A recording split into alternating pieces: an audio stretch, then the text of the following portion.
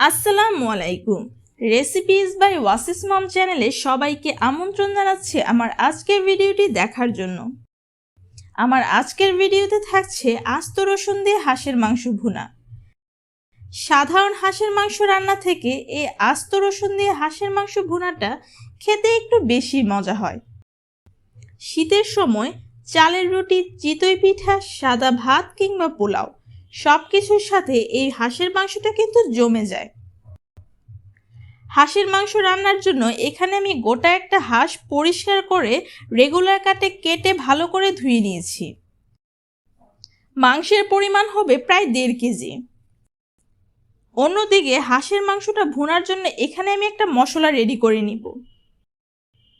সেজন্য এখানে দিয়ে দিচ্ছি 1.5 টেবিল চামচ আদা বাটা, 3 টেবিল চামচ পেঁয়াজ এবং রসুন বাটা,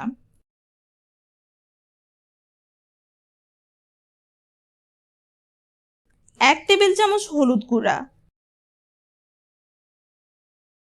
1/2 টেবিল চামচ ধনিয়া গুঁড়া, 1 টেবিল চামচ টালা জিরার গুঁড়া, 1.5 টেবিল চামচ মরিচ গুঁড়া। আপনারা ঝাল কম পছন্দ করলে এক্ষেত্রে মরিচ গুঁড়াটা আরেকটু কমিয়ে দিবেন।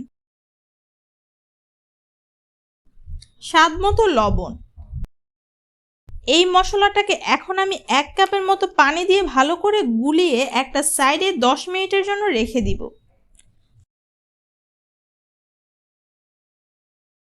চলে আসলাম চুলায়। চুলায় একটা কড়াই বসিয়ে এতে দিয়ে দিলাম প্রায় 1/2 কাপের মতো সয়াবিন তেল। তেল গরম হয়ে আসলে গোটা কিছু গরম মশলা এর মধ্যে দিয়ে দিচ্ছি। গোটা গরম মশলার মধ্যে এখানে আছে 3টা তেজপাতা, মিডিয়াম সাইজের 2টো দারচিনি, 7-8টা শুকনা মরিচ, 10-12টি লং, 6টা সবুজ এলাচ। গরম মশলাটাকে তেলের সাথে একটু ফোড়ন তুলে দিয়ে দিচ্ছি মিহি কুচি করে রাখা 1 কাপ পেঁয়াজ কুচি।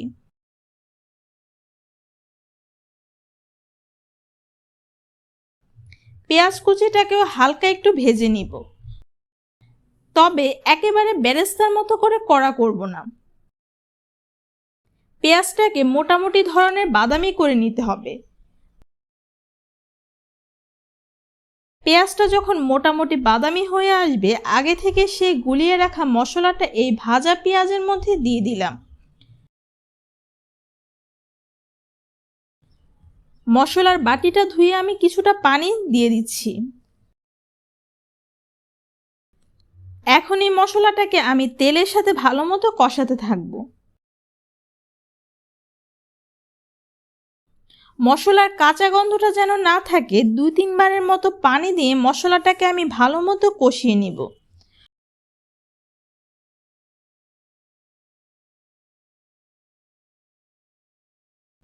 যখন মশলাটা ভালো মতো কষে তেল মশলা আলাদা হয়ে আসবে, তখন হাঁসের মাংসটা আমি এই মশলার মধ্যে দিয়ে দিব। মশলার সাথে মাংসটাকে ভালো করে মিশিয়ে মিডিয়াম আঁচে ঢাকনা দিয়ে এটাকে রান্না করব মিনিট 10-এর মতো।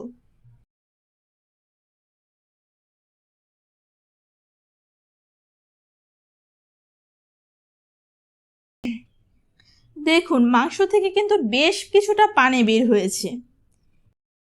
এইভাবে ঢাকনা দিয়ে আরো কিছুক্ষণ মাংসটাকে কষাতে থাকবো।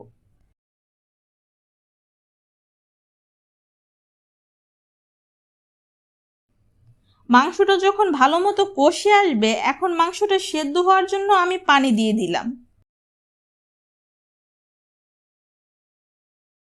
জালটাকে মিডিয়ামে করে আমি অল্প অল্প পানি দিয়ে মাংসটাকে সেদ্ধ করে নিব প্রায় 30 থেকে 35 মিনিটের মতো। মাঝে মাঝে কয়েকবার এসে নেড়ে দিতে হবে।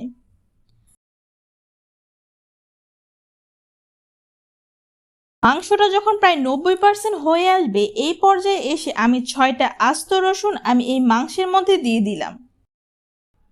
রসুনের মাথা এবং নিচের দিকটা আমি হালকা করে একটু কেটে ভালো করে ধুয়ে নিয়েছি। এখন এই সব কিছুকে নেড়ে চেড়ে আমি আরো 10 মিনিটের মতো মাংসটাকে রান্না করব।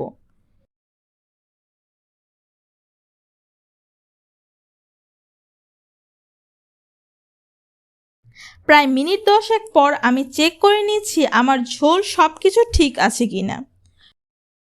রসুন এবং মাংসটাকেও আমি চেক করে নিচ্ছি পারফেক্টভাবে সেদ্ধ হয়েছে কিনা। যদি মনে হয় না এখনও কিছুটা সেদ্ধ হতে বাকি আছে কিংবা মাংসটাও পুরোপুরি সেদ্ধ হয়নি, তাহলে আরও কিছুটা গরম পানি ব্যবহার করতে পারেন।